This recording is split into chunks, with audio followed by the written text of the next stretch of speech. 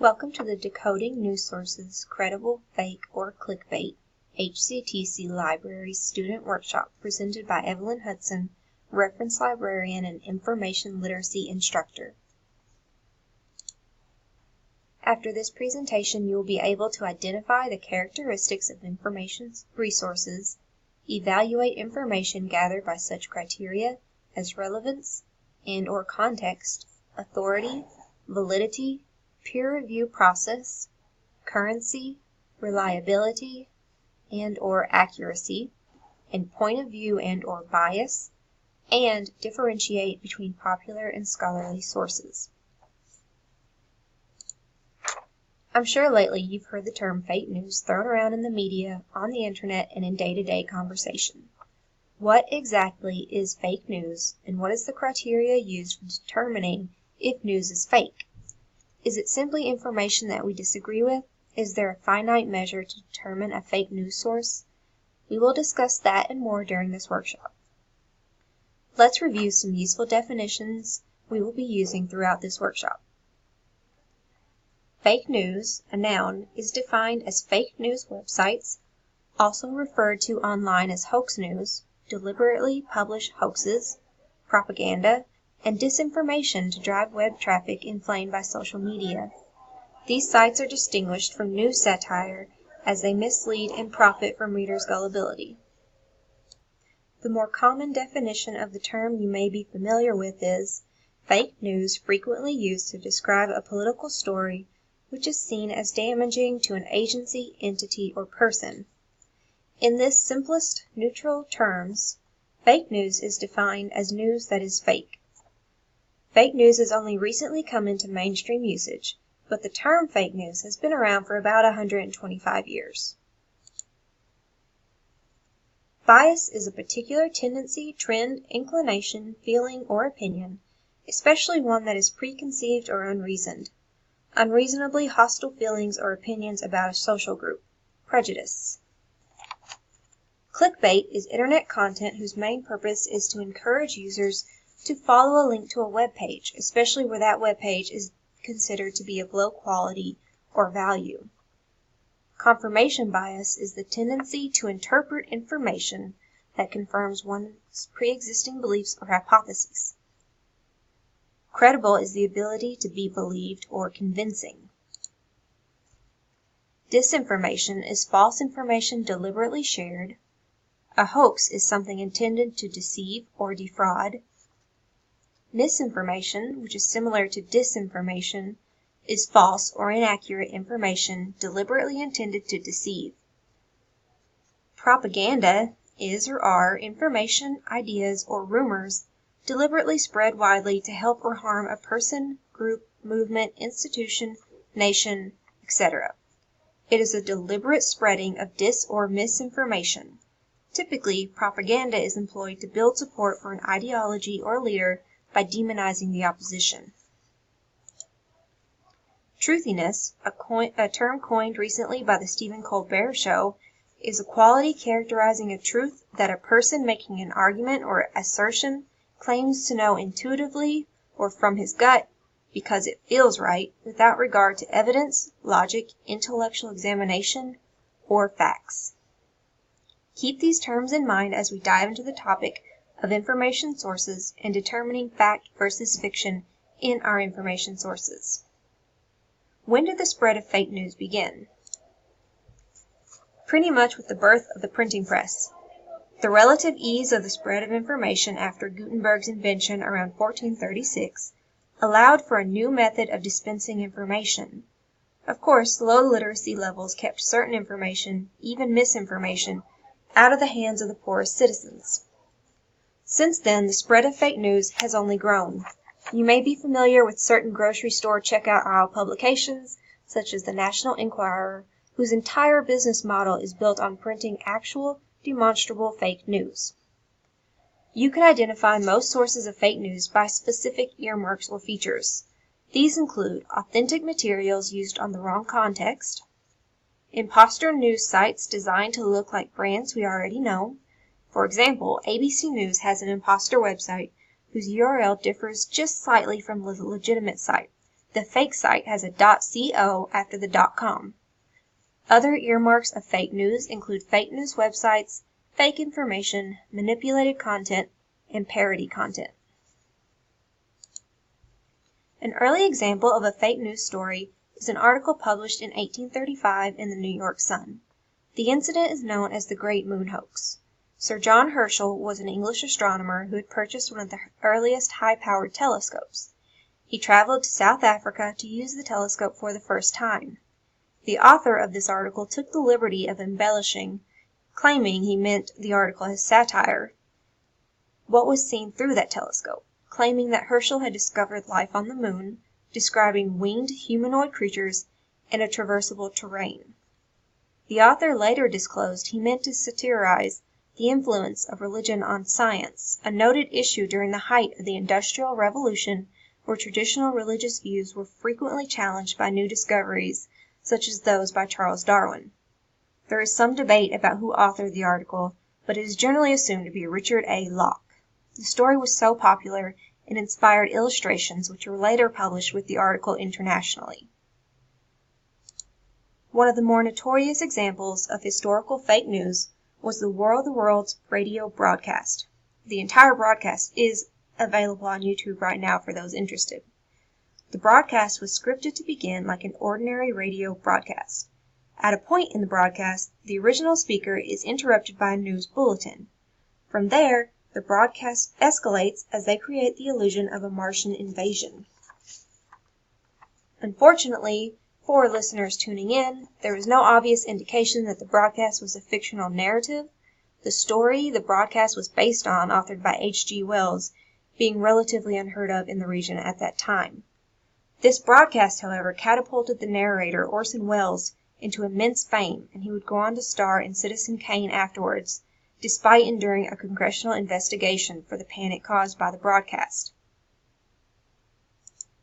Cut to today. Fake news has caused quite a debate, particularly on the national political stage. A survey conducted by the Pew Research Center shows across every demographic, race, gender, age, socioeconomic status, or political affiliation, Americans believe fake news is sowing confusion. The 2016 presidential election was a contentious platform in the history of the term fake news and elevated its usage in modern political debate and recognition among their constituents. The influence of certain Russian-backed groups who employed fake news sources is still under investigation by the FBI and congressional committees to determine the significance of that influence. This meme was one that was identified as originating from a Russian-backed group spread through social media to sow division among voters. Since the emergence of information about these fake accounts, Facebook and Twitter have been seeking out ways to keep these fake accounts and the fake news and misinformation they spread offline. The Pew Research Center also asked survey participants who they thought held the most responsibility for stopping the spread of fake news. Was it social media sites, the government, or politicians, or the public? The response was that generally we all share some responsibility for stopping the spread of fake news. Another question posed to survey responders was whether they had shared fake news and how confident they were in recognizing fake news. They found that over half of responders had knowingly shared fake news or later learned what they had shared was false information. Interestingly, they also overestimated their ability to recognize fake news, with only 15% of respondents claiming that they were not confident, while 30% had claimed to share fake news. So how efficient are we actually at spotting fake news, or even recognizing bias in our information sources? Can we confidently spot doctored images, another form of false information?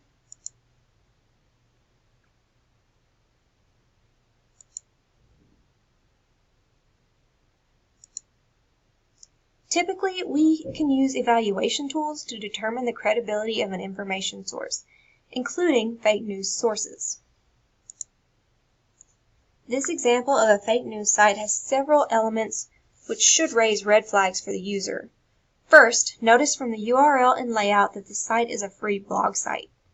WordPress.com is a common platform users can create their own website without paying for their domain name and can publish whatever they want to on the web page. Second, there are 2 tabs devoted exclusively to contentious national figures. Well, one is only devoted to Hillary Clinton's health, which was a popular topic during the 2016 presidential election. A notable feature of fake news, clickbait stories, or heavily biased information is whether the story evokes strong emotions in the reader, especially just from reading the headline or tags attached to the article.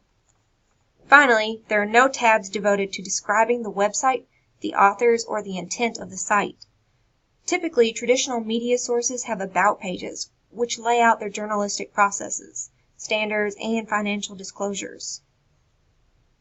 We discussed checking website URLs, looking for about pages, paying attention to site format, is it a blog, a .org, or .gov, and whether the article title evokes some strong emotion. In addition to this criteria, if the story was shared on social media, pay attention to the reactions. Facebook has emotes, which give you a preview of how other users have responded to the article title or content. If it elicits strong, angry, or sad emotions, the article may have a strong bias. Approach cautiously. Social media also allows users to trace a post back to who originally shared the content. For example, pictures shared on social media depicting sick children and claiming for every share $1 is donated to the child's medical care. Those images are often stolen and originate from shady individuals rather than charitable organizations or the child's family. There are many news organizations who publish content that is not necessarily considered false or fake news, but which present the information with an obvious bias towards specific individuals, organizations, political or religious affiliations, etc. Some examples of biased partisan news sources include the well-known Breitbart, which publishes content with a right-leaning bias. On the opposing side is the Occupy Democrats website, which is biased towards the left and left-leaning policies and national figures. Both websites have shared fake news stories in the past. Breitbart picked up the Pizzagate story, which claimed Hillary Clinton was running a pedophilia ring in the basement of a New York pizzeria, which inspired a man to charge the restaurant with a loaded gun. What about when there's photographic evidence to back up a fake news or heavily biased story? If we can't trust what we see, how can we possibly stop the spread of fake news? There have been numerous examples of videos or images shared out of context or doctored to intentionally mislead viewers. One example of photographic evidence that wasn't visually doctored, but that was miscaptioned, was during Hurricane Irma, when a video was shared claiming it was showing the effect of the hurricane in Florida. But the video was actually taken from Mexico City, which had experienced flooding 2 weeks prior to Hurricane Irma. The tweet was deleted after more than 30 minutes once the Miami International Airport responded to the tweet, saying it was inaccurate and did not show weather conditions at their location. Well, what about photographs? Take this picture, for example. Just from looking at it and reading the caption assigned by the user who shared it to Flickr, what would you assume it showed? We assume it shows flowers deformed from leftover nuclear radiation as a result of the tsunami-compromised nuclear plant in Fukushima. A fact check of the image by Snopes.com, however, who investigated the story around the photo, shows that the claimed radiation level, which was meant to explain the deformity, was only slightly above normal and is safe for short to mid-term habitation, so it's unlikely the radiation caused this deformity. Furthermore, they found this was likely a naturally occurring mutation and shows images from different countries that show similar occurrences. What about this next image? A woman is lying on the ground with a long yellow icicle sticking out of her chest. The caption claims the woman was found in England and is believed to have been impaled by frozen urine, which had leaked from a toilet facility in an overhead plane. Well, what's the truth of this image? Again, using Snopes.com to fact-check the image and caption, the claim is quickly debunked. Snopes is able to ascertain the origin of the image, which is actually from a British news parody show from 1994. Finally, what about this image? This image shows what it claims is a vape for babies, showing a fairly convincing box and toy-like vape kit. What emotions does this image provoke? Does it make you angry?